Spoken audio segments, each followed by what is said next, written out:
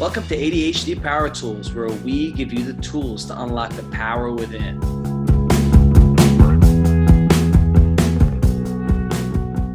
Hello, Brooke. Today, I want to talk to you about creativity. Now, a lot do say that one of the superpowers of having ADHD is creativity. And I want to ask you, what are some tools we can use to harness these creativity and actually create and execute our creativity? Awesome. Great question. Mm-hmm. So some of the most famous people out there in the world today are creatives and they have ADHD. Like Albert Einstein was suspected to have ADHD, Michael Jordan, President George Bush, Simone Biles, famous artists. Mm-hmm. Shakira has ADHD. Really? Yeah. Shakira, And Richard Branson. Michelle Rodriguez, Justin Timberlake, Michael Yep. Phelps.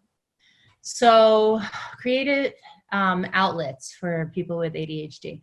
All right, so here goes it. This is my personal opinion and thought process. So if you're creative and that is your job and that is your life's purpose, then go for it. If you want to spend all of your time being creative and thinking about these creative ideas and you want to devote 100% of your time, do it. I have a very close friend who is a painter, an artist, and he does phenomenal work. I bought 3 of his paintings. He is just everywhere at this point, and he spends 24/7 painting, creative.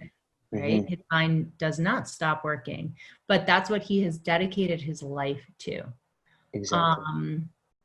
And that's people.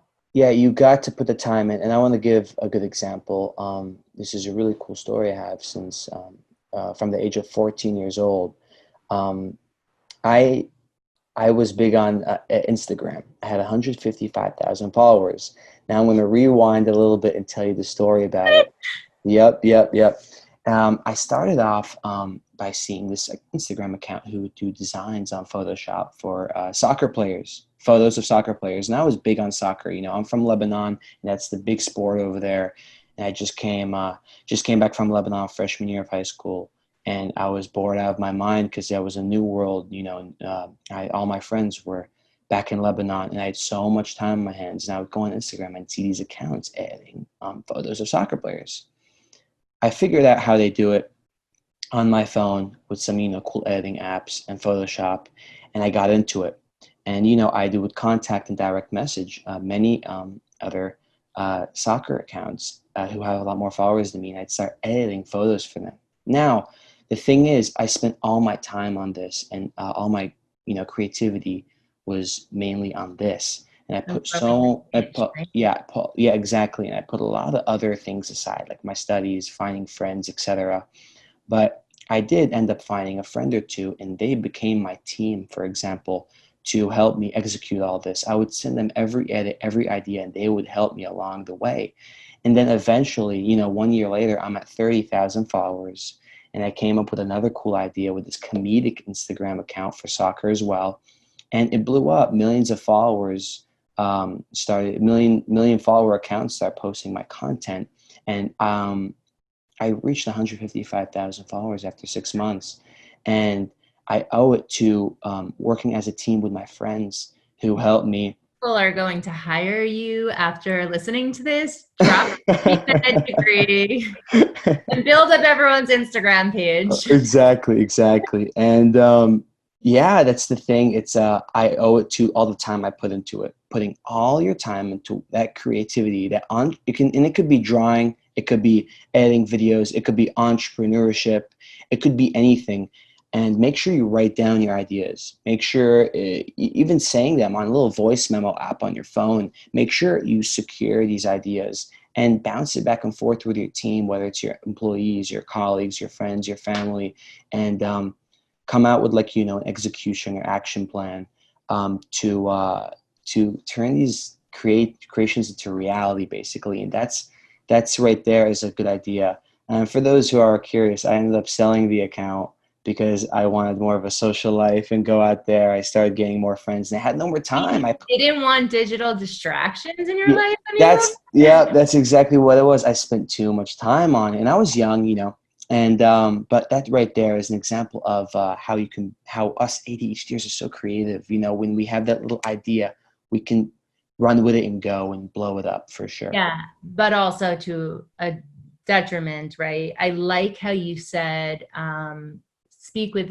your friends, close colleagues who become like the managers, the COOs, people that you can talk to and really farm through your ideas, because Hmm. many of us ADHDers always have these creative, shiny, bright new ideas, especially Hmm. once we're entrepreneurs. Hmm. And what do you do with all of them? You can't do everything at once, everything that pops into your brain, or can you? So for those who have all these different ideas, but you're working on something, you Hmm.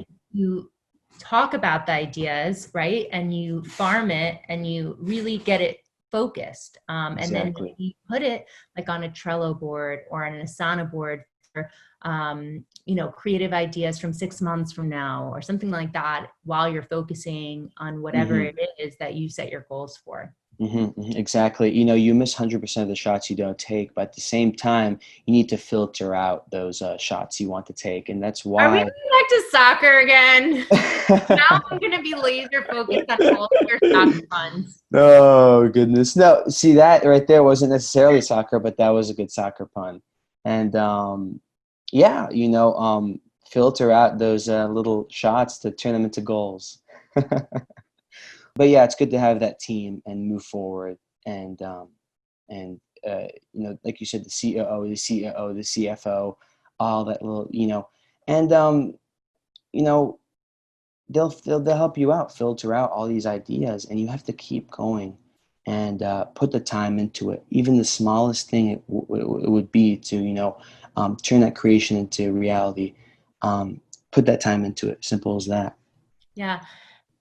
With that being said, know your priorities.